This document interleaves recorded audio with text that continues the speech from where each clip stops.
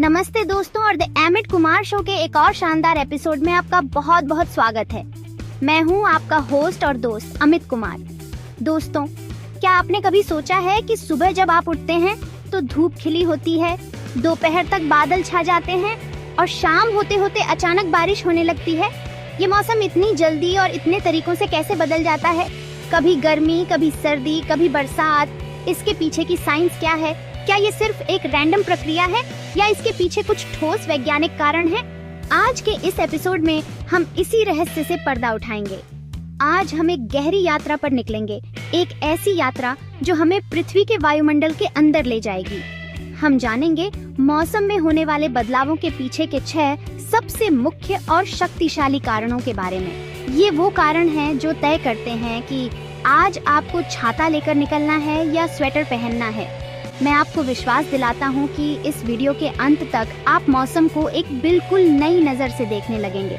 आपको समझ आएगा कि कैसे सूरज की एक किरण से लेकर समुद्र की एक लहर तक हर चीज़ हमारे मौसम को आकार देने में अपनी भूमिका निभाती है। तो अपनी कुर्सी की पेटी बांध लीजिए, क्योंकि हम विज्ञान और प्रकृति के इस अद्भुत संगम को बहुत ही सरल, बहुत ही आसान भाषा में समझने वाले हैं।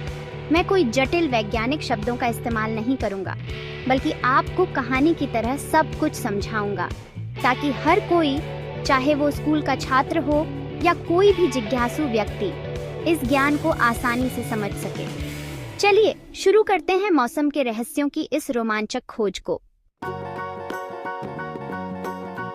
दोस्तों, मौसम के इस पूरे खेल का सबसे बड़ा खिलाड़ी है हमारा सूरज।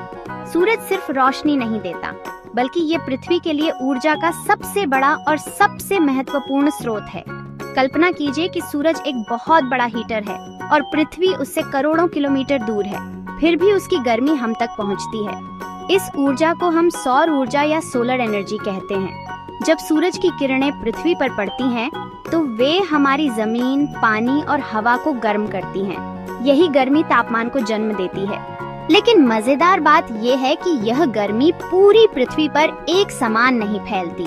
पृथ्वी गोल है, इसलिए जो हिस्से सीधे सूरज के सामने होते हैं, जैसे भूमध्य रेखा के पास के इलाके, वहाँ किरणें सीधी पड़ती हैं और ज्यादा गर्मी पैदा होती है।